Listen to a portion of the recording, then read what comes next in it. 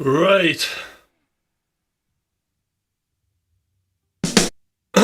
So today, I'm hoping we can have a chat. So it's like another one. It's a Q&A. So consider this another free lesson. Guitar, fire, stroke, guitar lesson, free guitar lesson.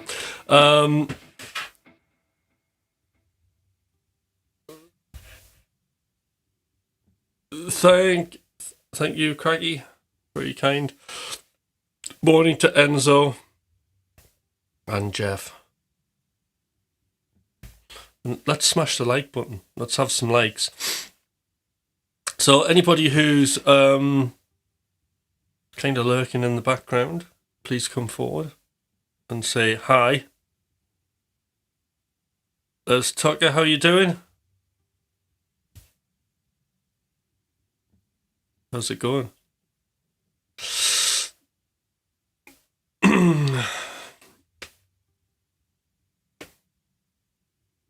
So I did quite a bit of stuff on the pentatonic scale, but I'm wondering,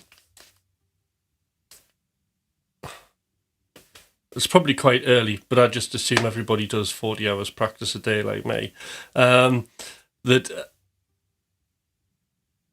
Yeah, I've got loads of 80s backing tracks.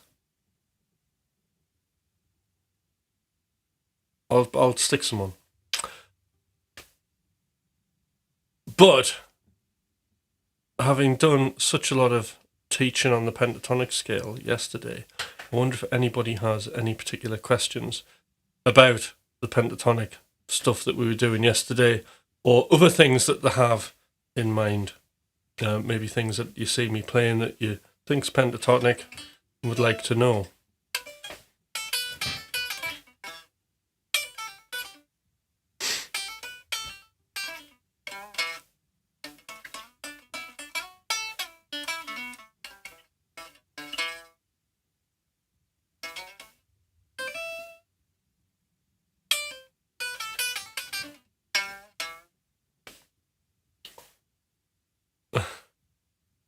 That was a very well done lecture, thank you. It was all right, considering I didn't bother planning it. It was okay, we got through most of it. Luckily, you and Tucker were there, and Tucker did have some good points, which I'm glad I didn't leave out.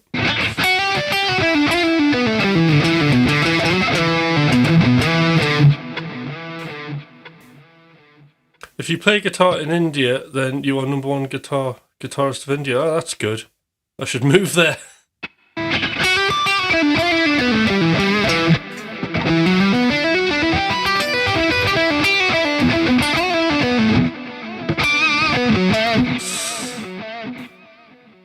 It's a good start, yeah. There's only so much you can cram into an hour, but there is going to be more. There'll be pentatonic substitutions and stuff like that. There's stuff I use anyway.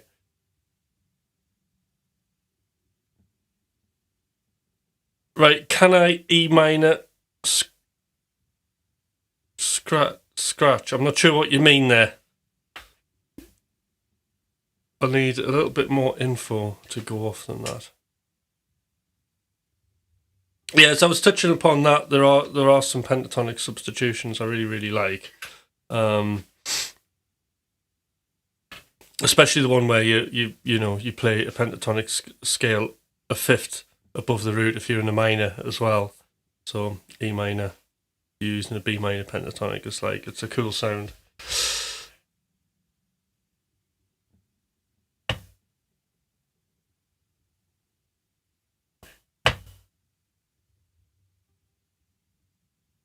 So if you want 80s backing, it's always best to really play some of my own band stuff, really.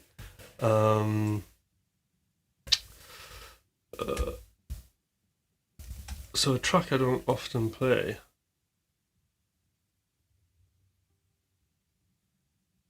Do this.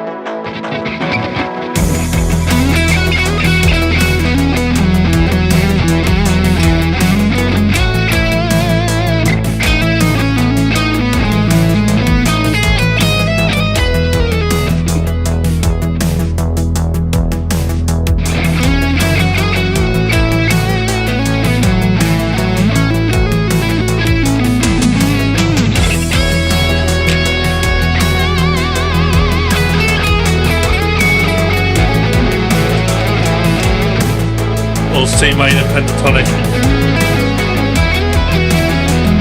C sharp minor, I should say.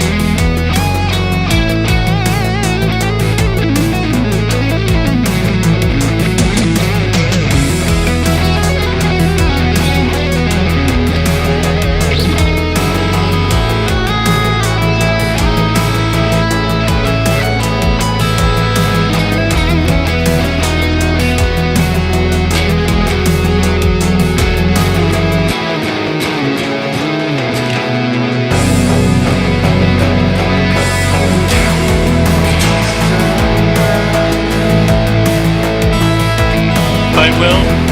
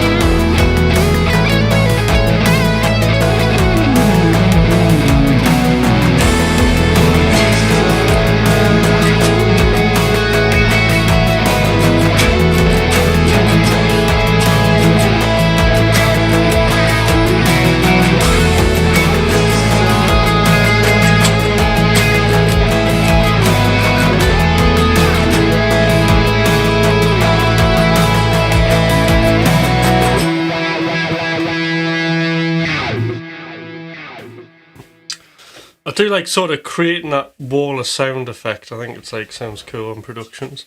Just like loads of racket, lots of layers, things like that. So, well, good to see you on here.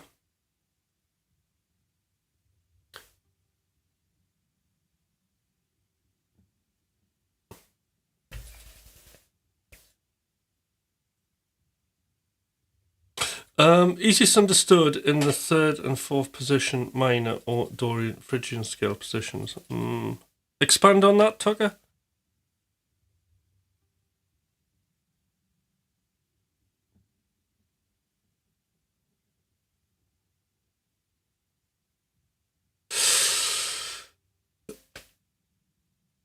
Oh, one of my favourite 80s solos. That's a good question, that. Well, I do like the Van Halen 1984 album, and I like, I wouldn't say one particular solo because I tend to watch live clips of him. As a kid, I used to really like very young, I used to like, weirdly enough, Alan Murphy, the guitarist out of Go West. So really the true 80s thing he would play pentatonic scale and just play it in weird note combinations.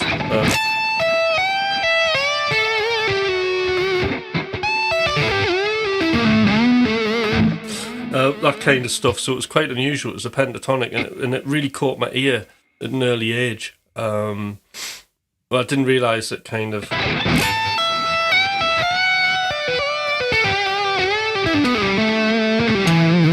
didn't realise that it was like pentatonic until my teacher pointed out, and I thought, wow, that's like really cool that you can do that with a pentatonic scale.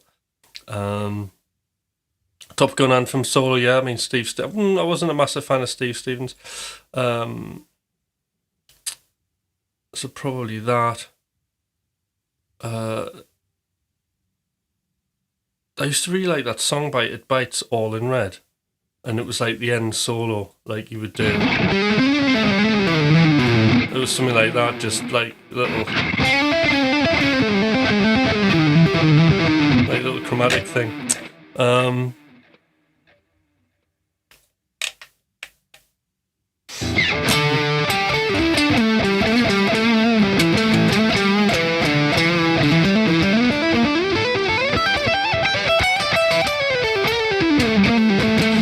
I know what my favourite 80s solo is, which I can't play. I've learned it though before. Push Comes to Shove, Van Halen. I absolutely love that solo. I think that's the best solo ever. Really like that.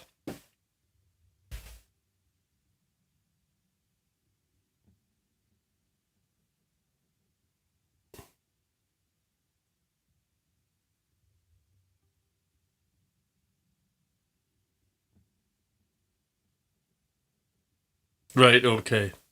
Vito Bratta had this sound, you know. Yes, Vito wasn't a particular. I I didn't really resonate with the band though.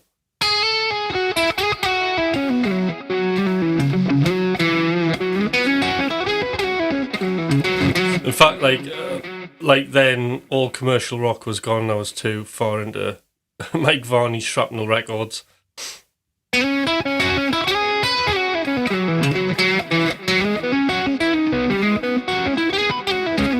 So I do remember the excitement of hearing Greg Howe for the first time. Kick It All Over, and what was the other track? There was another one.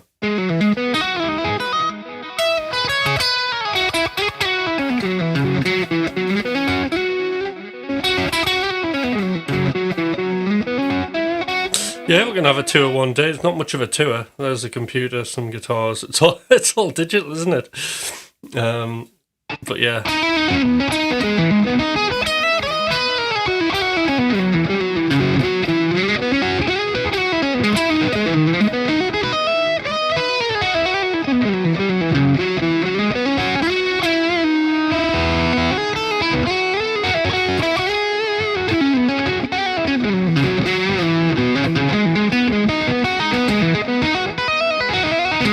Oh, look, there's Des. Hi, Des. How's it going?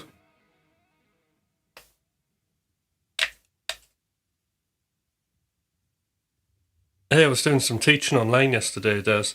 The pentatonic scale.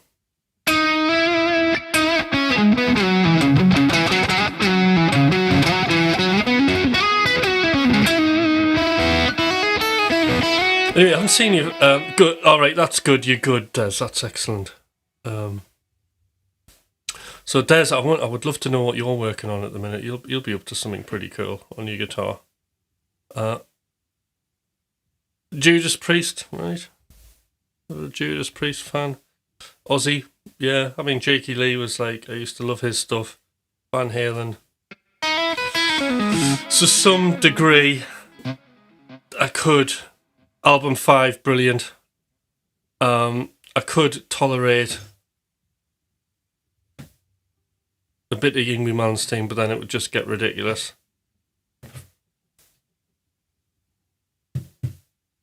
Like, I mean, even then, what's that song? I'll See the Light Tonight. Has anybody ever seen the video? This is hilarious.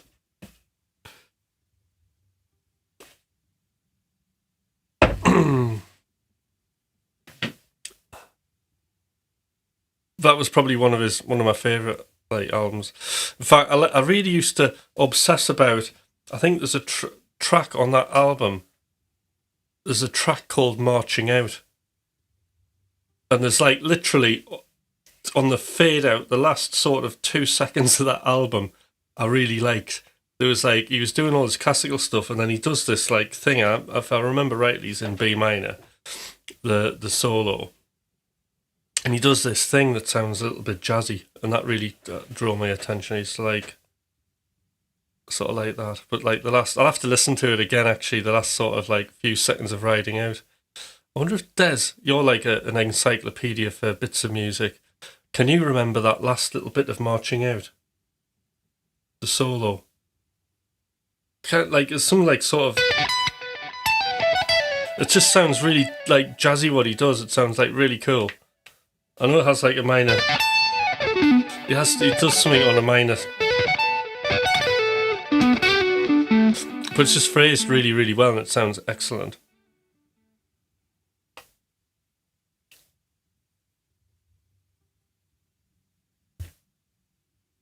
No, it'll just be me. It'll just be my...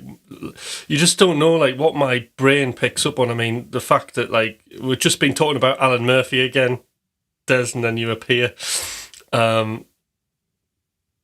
You know, I think that's sort of a strange influence.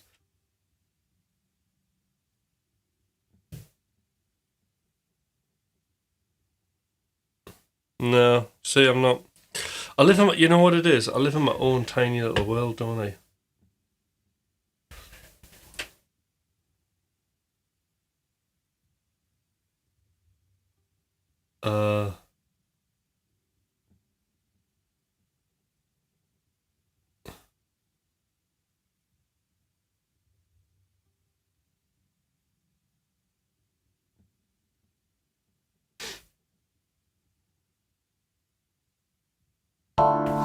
So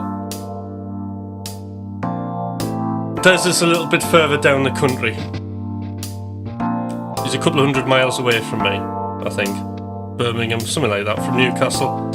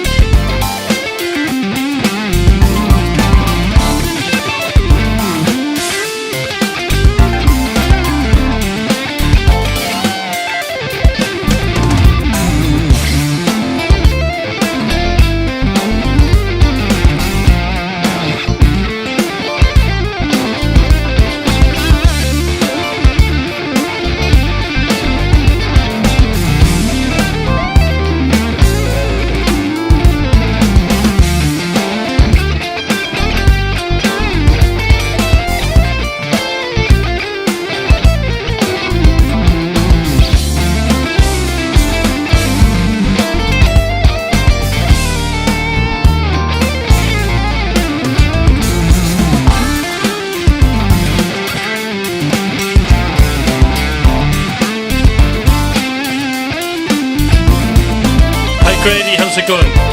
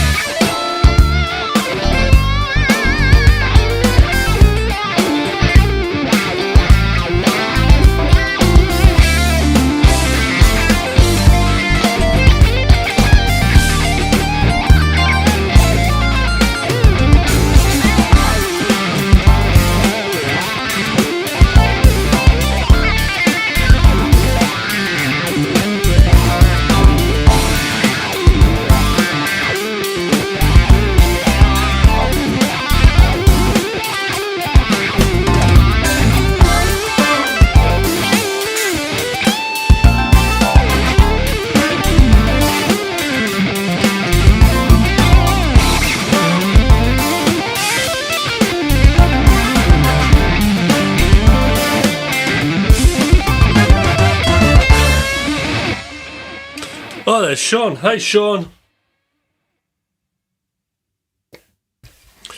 The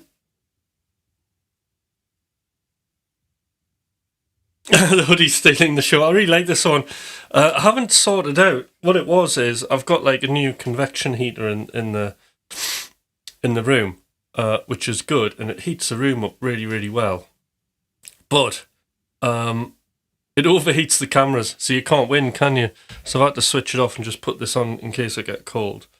But what I did is I invested in a thermometer. Look at that. That's the temperature in this room at the minute. I don't know what the percentage is. Is that humidity?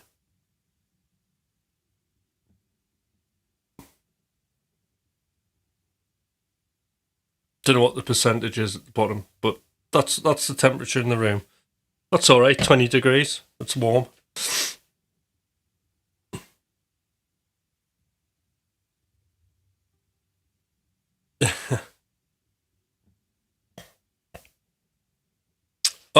And anybody on here, please do subscribe to the channel. I don't say that enough. Please subscribe, please support. There is members as well. So I am doing a series of lessons, probably 1-2 a week, and eventually they will go into the members section. But not for now, because I just did one yesterday, and I want everybody who doesn't want to be in the members section to benefit from the lesson, which is just like minor pentatonic stuff. I just got my 16-year-old a PRS custom SC24. It has a Floyd Rose, but he has never played before. How can he begin to learn? Right, now, the first thing I probably would do, okay, is I would find a guitar teacher. And I'd find a guitar teacher who, I don't know where in the country you are, but somebody gave me a thumbs down. Was that by accident? Not mind. Anyway, I think what I would do, in fact, what I will 100% do, is I would find a guitar teacher, because you need somebody physically in the room. I would try and stay away from YouTube guitar tutorials pretty much till you start kind of getting used to stuff. Guitar tutor, and then start doing some grades, right? There'll be some sort of grade, some sort of syllabus that teacher will teach. So that's what you want. And then basically in those syllabus, your son would learn to play, or daughter would play, basically, or son would learn 3 contrasting pieces plus scales. So it's a good overview to start with. And I would start with the grades and then see where his interest develops, and then just support that. So it's just similar, like for me, I started off doing grades. I started off actually on classical guitar, and then I got like the electric guitar and stuff. But I did grades on my electric guitar as well as on classical as well, which was cool. So I'll probably go down that route and definitely have a teacher. You need a teacher, because fundamentally, you want to start with the correct technique. When you start getting bad technique and it gets into your muscle memory, it can cause all sorts of bother. And it's then a teacher has to then start, instead of just teaching you, working, trying to undo the bad habits to try and foster the new, much better habits. So really, the teacher's important. It is critical foundations. And also find a teacher who's really good with teenagers. But I'm sure your 16-year-old's fine. I mean, my daughter, she didn't want to play guitar, surprisingly enough. She was like, "Daddy, I don't want to do that. I want to play violin." She talks like royalty. So violin it was at a very early age, and she's always had a teacher.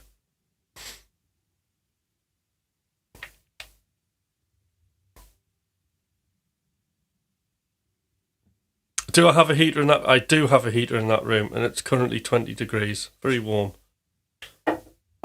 Is that warm, Enzo? Probably isn't to you, over in America and what have you.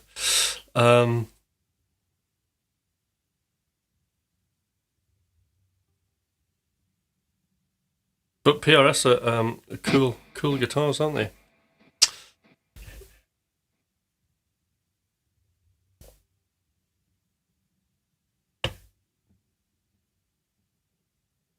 What's this? Emotive metalcore. Cool.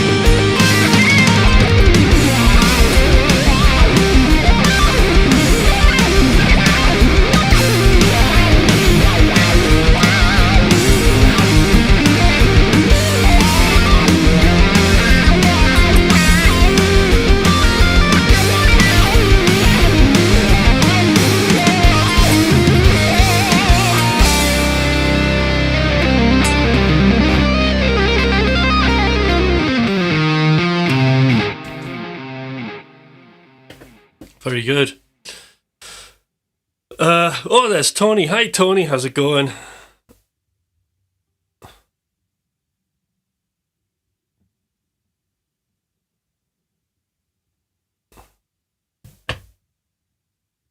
Yeah, get some sleep, Des. You must be on the night shift, are you?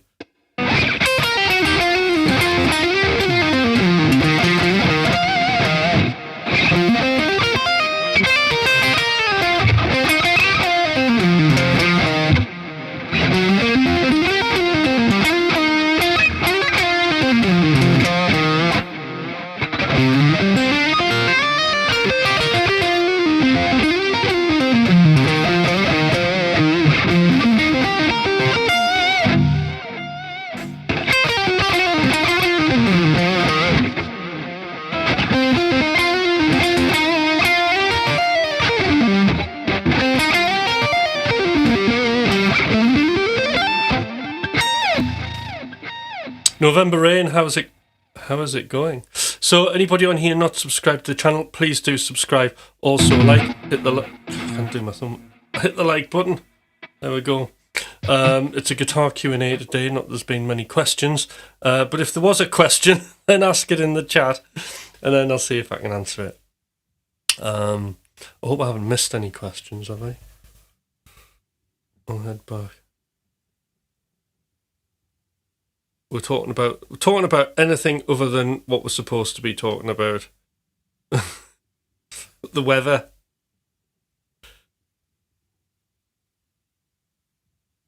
We did talk about beginner guitar players, that was good.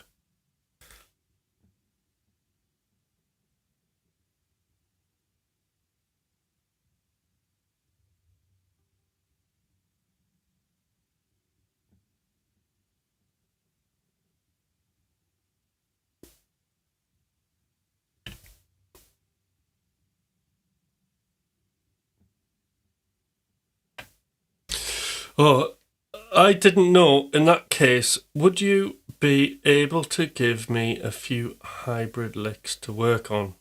Okay, so first thing with hybrid picking, if we're doing this, is... Let's see if we can see this hand.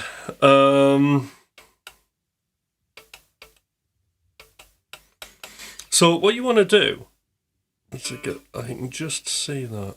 I wonder if I can just nudge the camera this way. Come on. Oh, I know. Right.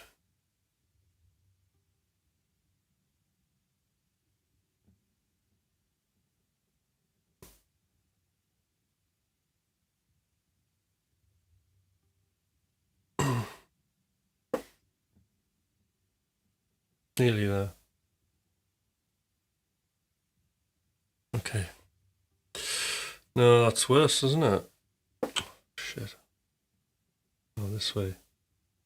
Because I'm working in reverse here. There we go. Right, okay. So the first thing to get going is sort of this motion. So what I'm doing is picking down, hybrid pick, middle finger. And the rhythm's just like this. So that's the first thing to get comfortable with, and then you can start just using that instead of like an upstroke. So a cool one is the Paul Gilbert. Let's stick it here.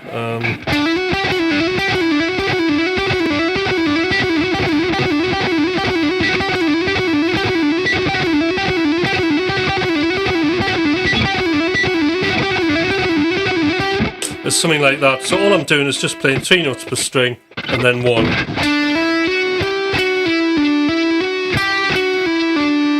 So we've got 12th fret, 14, 16 and 12 on the 3rd string.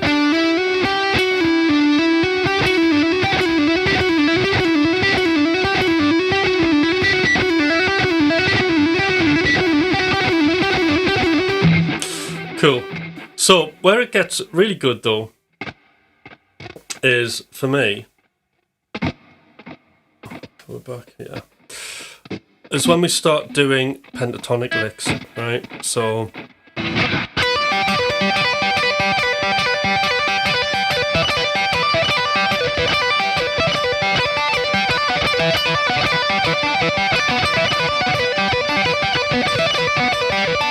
there's stuff like that.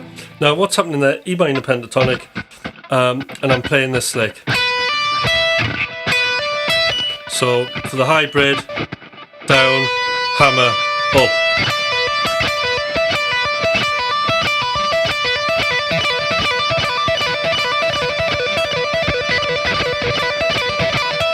So the first finger's hopping from the second to the first string, but then I alternate between the third finger going to the first string, and the way to do that is you have to do a bar.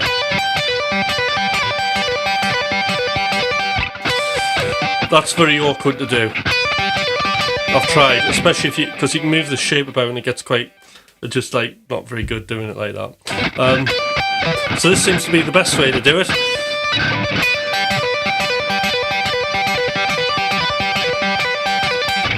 So you can add your fourth finger to the mix.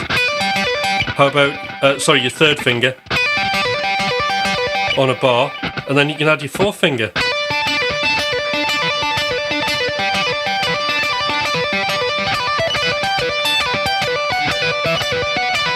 We can add that ninth note, as I love that.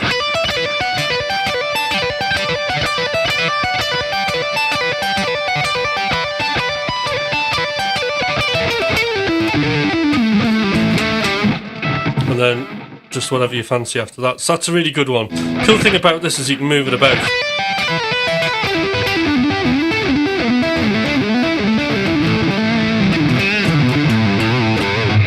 And get nice sort of cascading stuff going.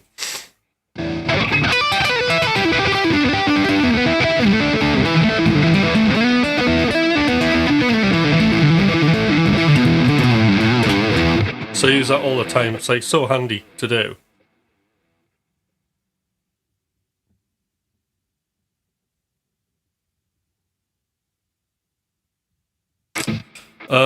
Sean, is that a help? But just try, you know, for now, just moving it like on one string. Oops.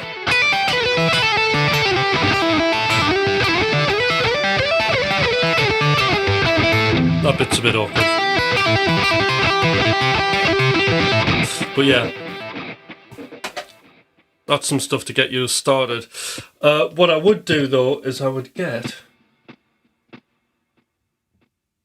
this.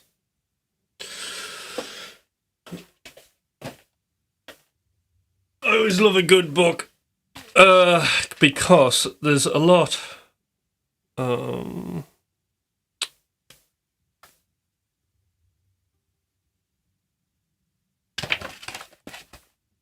This guy's the master, isn't he? Hybrid picking.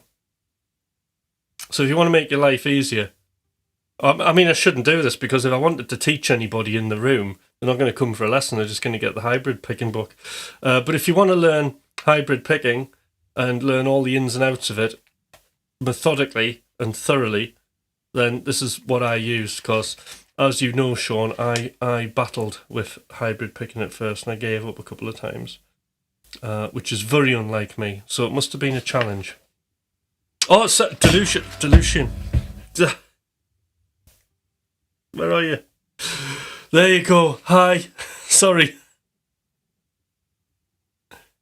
You're not being ghosted. You're here. So double high. Sorry about that. Look at that. How many times did I ghost you? 1, 2. Hi, chatters 3. Oh dear. There you go. Slobby. Good evening. One more time. Good evening. Yeah.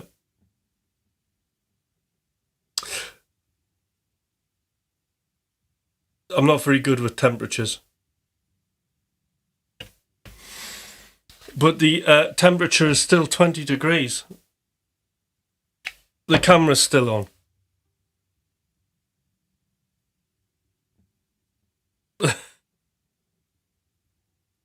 Right. Delusion, are we all okay now? I hope you don't feel ignored. It's because I'm in the middle of teaching, you see.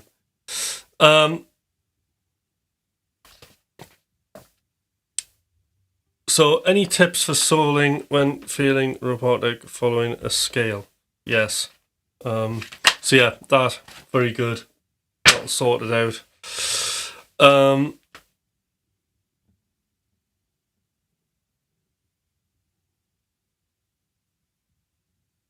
Hello, it's Cindy. Where's Cindy? Have I missed somebody else now?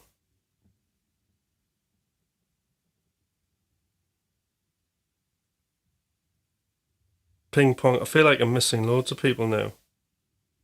Oh, he wants it for... Right, okay.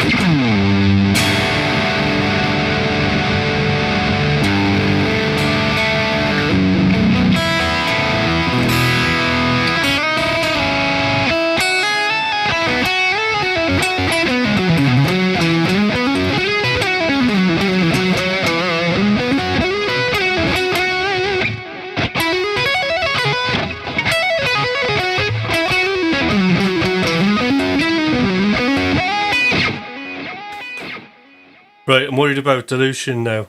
Hope you're all right. Okay. What was I going to do? Improvising, how to sound less robotic. Yes, listen, I think the best way to do this, there's a couple of things. So the first thing I like to do is come up with phrases and then just work on them. So I might improvise and then an idea will pop out and then I'll try and develop that idea. Or I might kind of develop an idea outside of a track.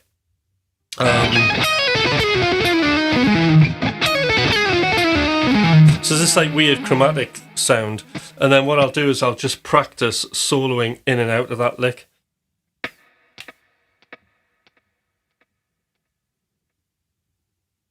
All right, okay. Sorry, Delusion. Never mind. Hey. No hard feelings. All right.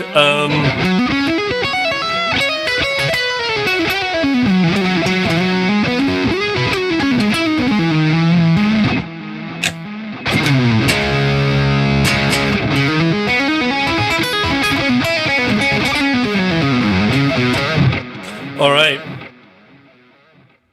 Hi, Rust. How's it going? Yeah, so I'll give you an example. Let's try.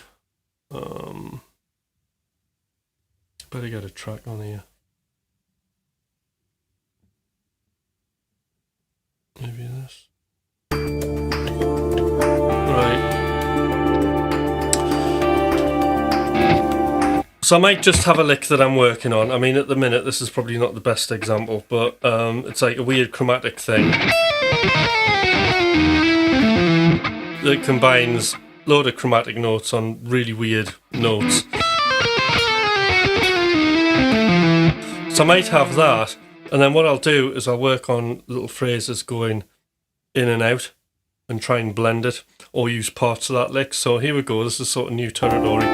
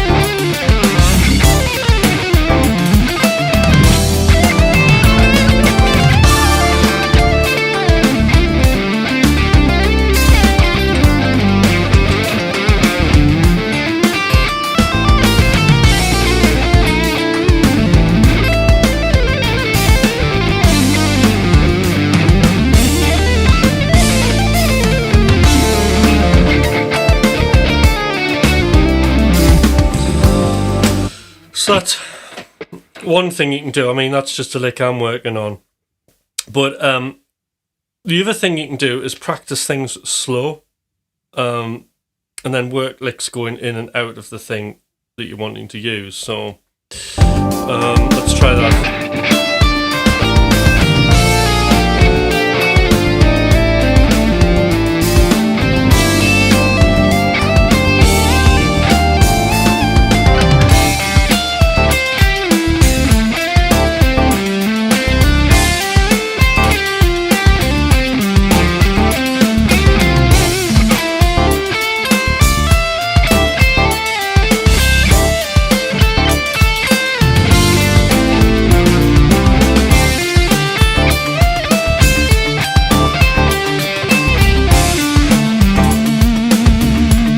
Practicing slow and in time with the music's really good.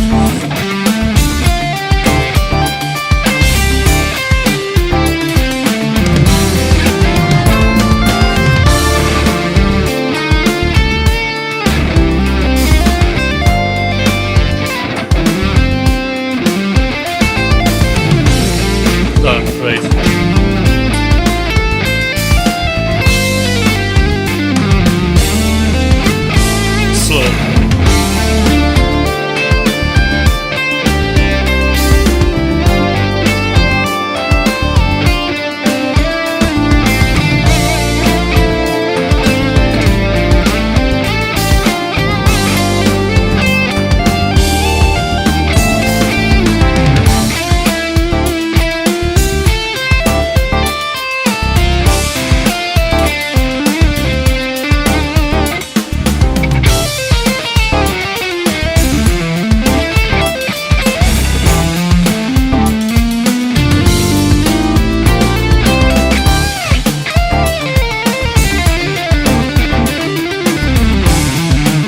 Trying to play it fast.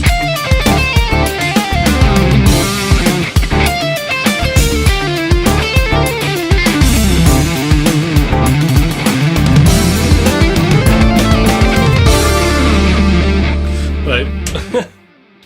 So I think out of all of the information I've given you there, I think just actually practicing what you're doing at a really slow tempo, I think it's loads of fun.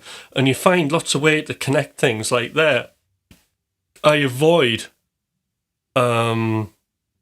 sort of certain licks like this. But there I'm able to sort of comfortably get my head around it and work out how am I going to get into something like that and out of it, you know?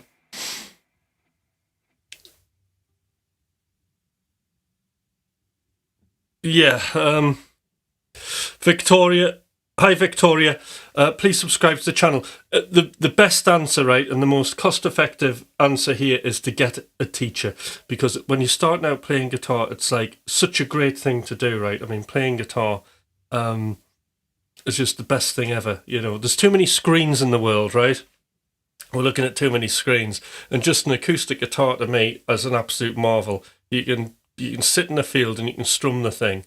But what you do need to do to get maximum enjoyment out of it is find a teacher, preferably one you go and see them somewhere so they're physically in the room with you, because the one thing that you need to do is get the foundations built properly. Somebody to teach you how to read tablature, understand chord diagrams, get you to sit with the correct posture, tell you about the hand technique.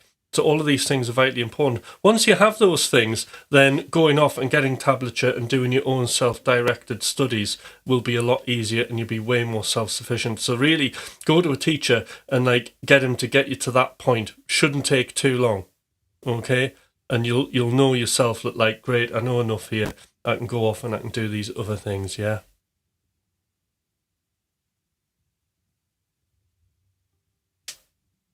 Oh, you subbed Republic, thank you.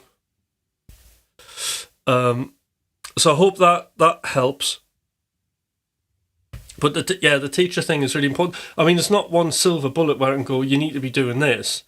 Because there's a lot of things, and you have to sit with a teacher. But, half an hour lesson maybe to start with, 45-minute lesson, an hour. You might find an hour is quite demanding, so a shorter lesson, one a week. And then So you've got very specific aims and objectives to achieve during that week that then the teacher can check up on. So, Victoria, not solos, right? Okay. So, in other words, if you go back, so what I did is yesterday I did do a guitar lesson, right? And so if you can play chords, I did a lesson just on the pentatonic scale, and I go through all the positions in E minor going up the neck. You could see as a starting point how you get on with that. So it was yesterday's live session, and then you can always come back here and ask more questions, and I can help with that. But essentially, if you want to play solos, the pentatonic scale is a great place to start, and I'll give you this now so you know where it is. Basically, we've got a 5-note scale, and it's going to have 2 notes per string. I'm going to blast through this, right? So here we are, E minor pentatonic. We're up on the 12th fret. And we've got first finger, and we've got our 4th finger on the 15th fret, and then we've got 12, 14, 12, 14, 12, 14. So those 3 strings, 5, 4, and 3 are all the same, and we go back to this shape, and that's on the 2nd and 1st string, so we've got 1, 4, 1, 4. So the scale is this.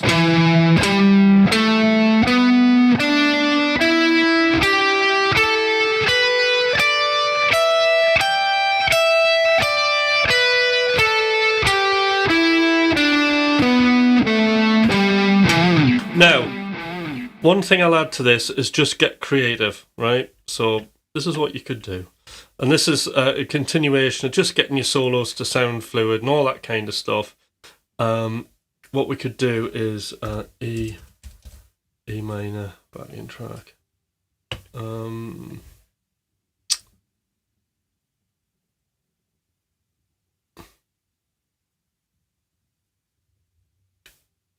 Right, I'll just get the backing, you can get a backing track on YouTube. And what I'll do is I'll just pick a couple of notes, right, or an area of the scale you're comfortable with, and just start playing with it. And just getting 2 notes to sound good.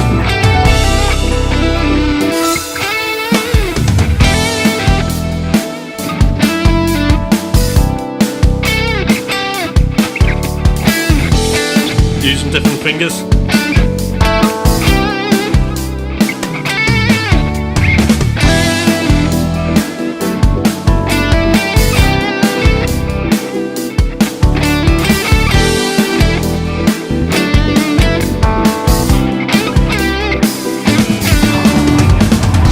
And then you can start getting into articulating the notes, but that could be later. But really, just to get your ear on the go, just a pentatonic scale, E minor, and just jam, just have fun with it, One thing I talked about yesterday is how the pentatonic scale is like ingrained into our DNA. So it's amazing, like when you teach somebody the pentatonic scale, they instinctively know if they're playing a wrong note. They can just hear it in the intonation of the scale, and they will self-correct. I think there's a really cool video of Victor Wooten teaching the audience to sing the pentatonic scale, and they pretty much know it instinctively.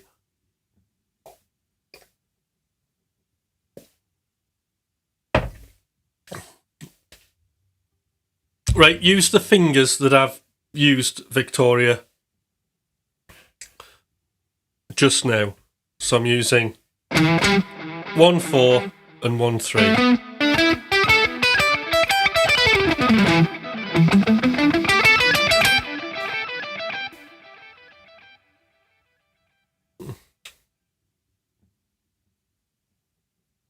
Oh, do you just use a pick, which is comfortable? I use a pick, but I also hybrid pick. I use my fingers as well. I would like for rock and that kind of thing.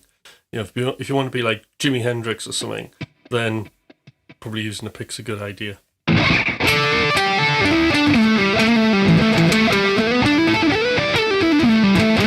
But like Victoria, just keep coming back and asking the odd question, because there's lots of people also wondering all these things that you are. So I really appreciate you coming on here and asking some questions, which is great. But Tucker is their pentatonic positions, learning chords and scales and keys, and then you'll be doing much more than just playing a few songs. Yeah. Because music,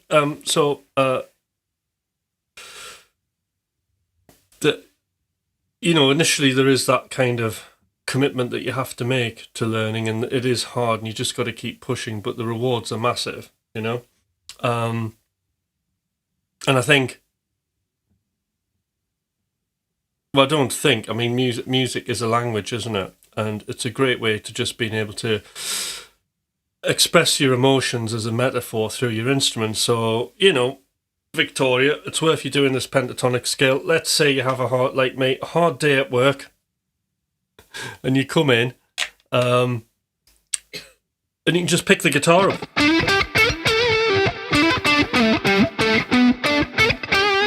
And just express your emotions like the way that you want to,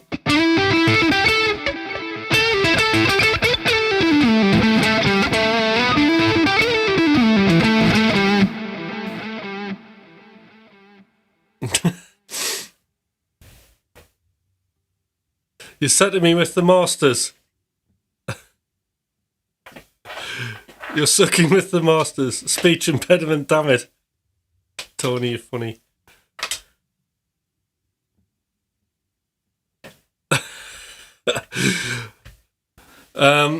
But because I haven't seen you on here for a while, I'm sure, Tony, it's good to see you. That you're hanging out.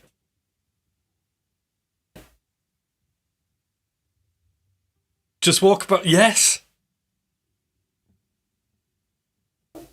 Walk about the house using the guitar instead. I mean, you'll find it very difficult to write a shopping list with it, like I've tried. Like what is milk? It's probably just one note. You could work with the syllables. Fried chicken.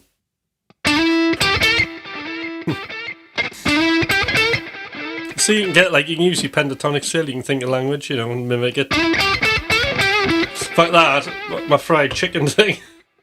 There's a good phrase.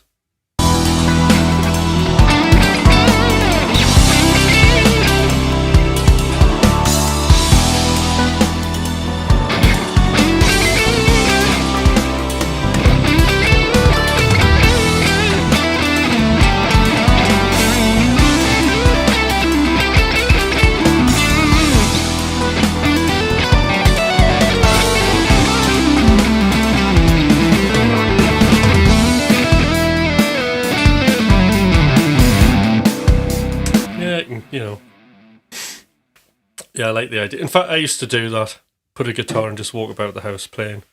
It's a thing. So, is theory worth learning? Guitarists like Eacher do not know theory and becoming some... I think what you'll find with Eddie Van Halen is that he actually knows more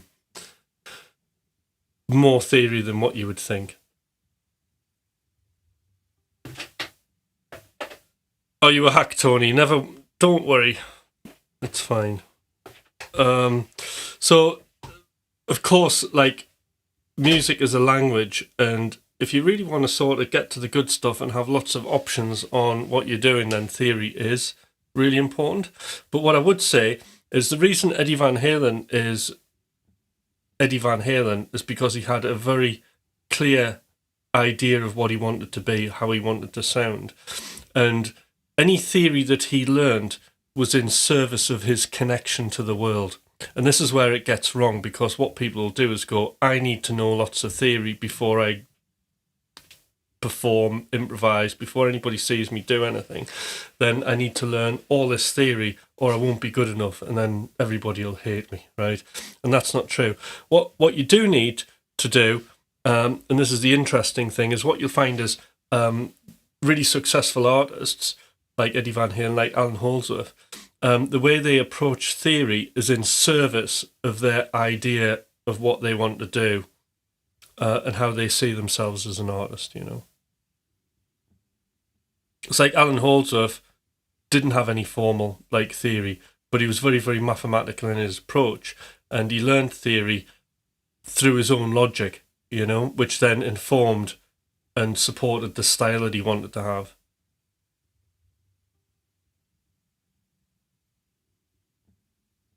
It's like mind-blowing, like, actually the way that he did it. But obviously, you know, you want to learn your scales, and you want to have an idea of what all the modes do. So you've got a good palette, you've got a good sort of vocabulary of sounds.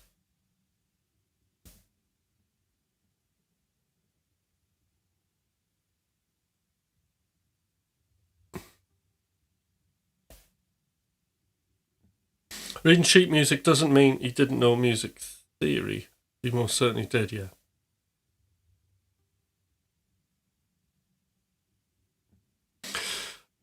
I mean, there's reading music. I mean, so I can read music. I'm very slow and appallingly bad at it now because it's not something I use. Reading a bit of music is important. I'm glad I did it. This is like another good thing about, you know, doing classical guitar for me, is it taught me that. And it just means I can pull music up and I can analyse it and like pull bits out that interest me. You know, so it's great as like a learning tool. I can use that. And you can see everything in front of you, and you can see constellations of notes, so that's quite handy.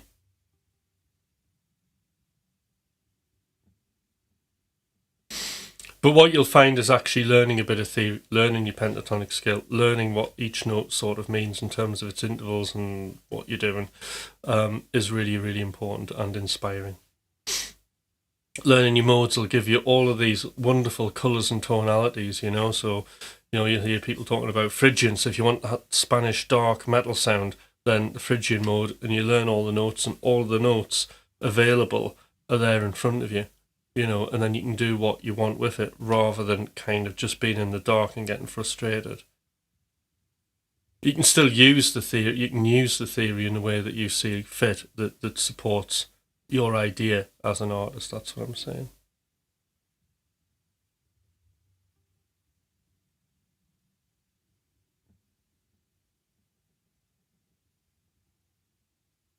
The more you learn, the more easier it gets. Absolutely. In fact, you know, learning guitar is a lifelong thing, and what you'll do is you start, right, so like with me, what you do is you start, so this is what I've got to look forward to, but I'm that busy, I don't have time. But I'll give you here's a few things on my reading list, right? I'll tell you what I'll do my books again, right? You see, I think books are brilliant, right? But they all have a reason, okay? So this is my coffee table read, The Journal.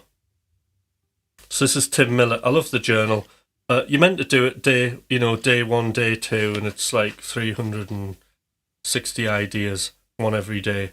Very good. Of course, I didn't do that. I just skip about the book, pick one thing out. I'll just look at it, randomly flick to a book, and then play a few things that like interest me.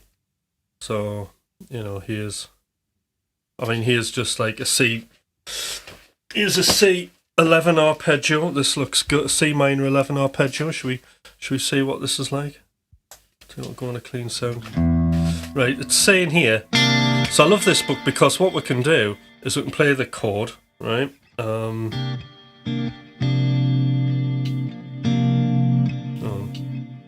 Let's get this right. Right, what we've got 8, 10, 12, 8, 11. So I kind of know that one.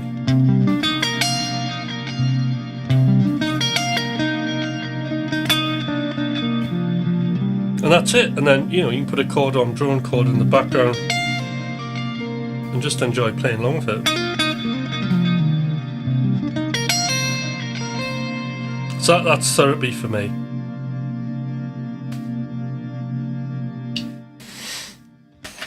So that Tim Miller book, really good.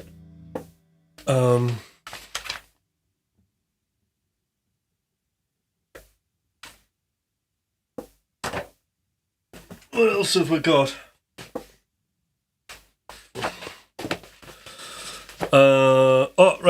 I did have this handy. The reason I got this out again is this really helped me with my hybrid picking, and I'm doing a lot of sort of fusiony kind of licks, learning a lot of Greg House stuff, and there's a lot of quick succession of alternate picking, economy picking, and hybrid picking, and legato and hammers from, like, the whole thing's kicking off in every direction. So this is a great refresher. I tend to go for the harder exercises where you've got things where the hybrid picks going away from the middle finger and stuff. So that's, I'll drag that out just to have a look at a few things, because it's very well written in it, and Brett Goster does write a good book, and he's extremely thorough as a tutor. What else we've got? Legato. Again, this legato book's really good because I suppose what I call it is like an adaptive technique. Like this book, you're playing legato, it's teaching you legato, but it's got a really interesting approach to the right hand. Like sometimes you're playing scales and stuff and it's all like downstrokes, or you've got scales where he's telling you to play down up, like 3 notes per string, and you're doing down up and then hammering the last note. So there's a lot of really interesting picking articulations and hybrid articulations to do with improvisation. So this is a deep book. This goes really, really deep, and it's really, really laid out, and you've got all the articulations on. I highly recommend that. This is good, creative phrasing. I do like this approach to his improvisation, using arpeggio as target notes. That's really good. So that's good, and because I was doing that, then in support of that book, these two came out, right? It's like these three sort of go together for me. Say I'm Forever a Student. That one I just have out anyway. I kind of know most of it, but it's nice just to pick out stuff. I really like the approach. This is all the theory in one place. Right, and then we've got future interest stuff. So this is the bit where you want to challenge yourself, and you never ever stop learning, right? So they're very, very much utility books, right? But then we've got the academic brain kicking in here. Messiaen. So it's just one of those things. I started kind of getting interested in sort of Anholz's approach, and Messiaen came up quite a lot in what he does as one of the possible things that influenced him. So I got the Brett Stein Messiaen mode because I wanted to know more about it. Whether I do much with this, I don't know, but it's there. So rather than going on YouTube looking at Messiaen stuff, I like to pick this up and just have a look at what's going on. So that's a good one. And then we have volume 1 of this is volume 1, In the Mystery. So In the Mystery, God, look at the size of that. A deconstruction of the harmony, melody, compositions and improvisations of Alan Holzer. So again, it's a bit of a coffee table read, this, isn't it? And I just love hearing about how he developed, how he constructed what he did, how he put all of his ideas together, because there's a lot to learn there, isn't there? There's a lot to tell us about how we can construct, our musical identity. So that's what draws me to that. It's not about kind of getting through the book or understanding and being able to replicate exactly what Alan does, or you'll not be good enough. It's not that at all. What it's about is getting ideas, gleaning ideas that you can kind of try and use and experiment with. And I'll emphasize experiment because that's what it's all about. It's about experimenting on guitar. That's how we become artists. We experiment. We kind of approach music almost in a scientific way. I think because music deals with emotion quite a bit, when we get things wrong, we tend to beat ourselves up. Oh, I'm rubbish. Oh. But actually, if you just distance yourself and you try ideas out and just look at it as that, an experiment. I'm going to do X and I'm going to see what happens. And then if it works, great. You've got a direction to move in, haven't you? So that's cool. So I don't know how you all feel about that. Any questions? So that's my reading at the minute.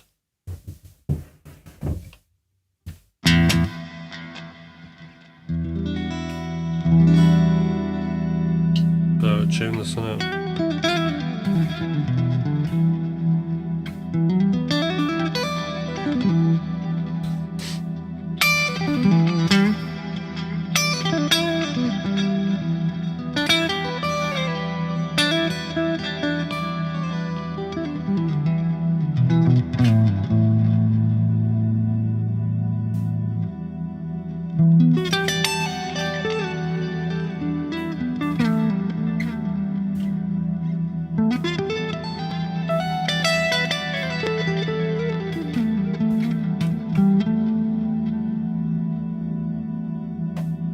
Yeah, I need some more coffee.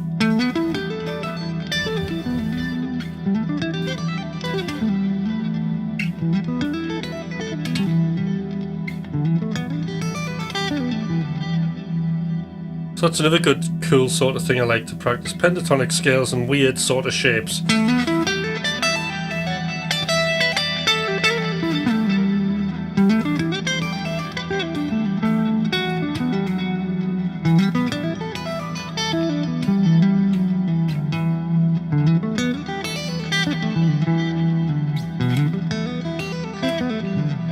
Bit of a stretch, that one.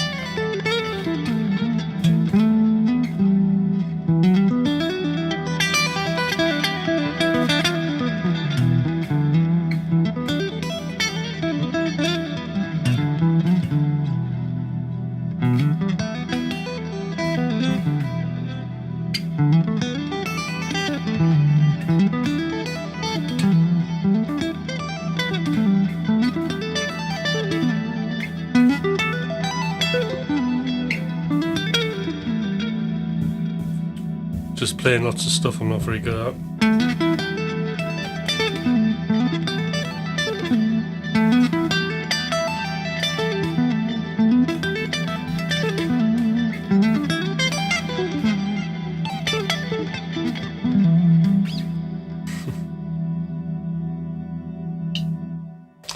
I think it's coffee time.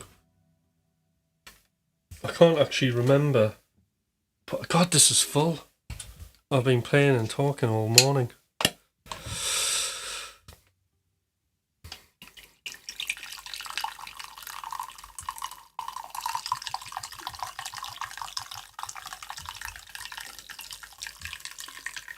Yeah, it's quite, yeah, like Zach Wilde's really like country influenced, doesn't he?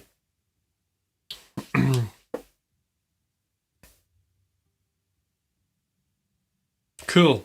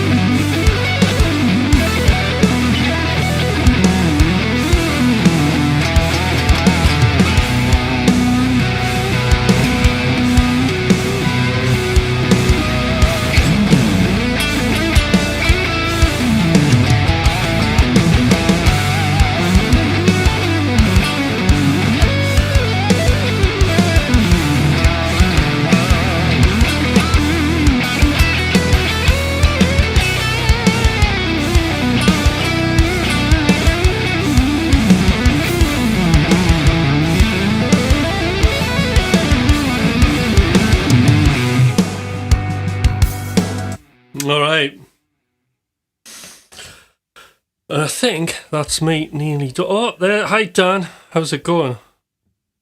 Good vibes, thank you. Like 28 for Tim, thank you.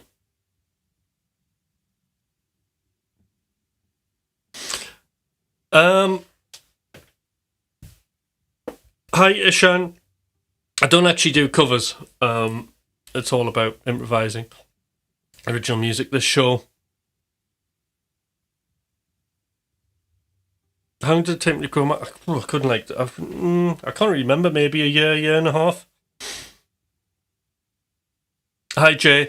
So, I'm going to have to head off now. Basically, everybody, please like and subscribe to the channel. It's very important, subscribe. And I'll tell you why to subscribe, because you're going to get value out of this. All of you people who are interested in playing guitar, I'm very sort of guitar heavy at the minute, although I do music production as well. There's lots of free guitar lessons coming up, so keep an eye out for that. I'll be doing another lesson next week where I think we're going to take the pentatonic scale a stage further, okay, and learn some patterns and things like that to play. So I'll be doing more on the pentatonic next. Then it'll be on a Tuesday. I think the lessons can happen on a Tuesday because it gives me the Monday to think about it, and I don't have to think about it on the Sunday. So I think Tuesday is a good day. All right, everybody. So thank you for watching. That's cool, and I'll see you probably tomorrow morning. All right then.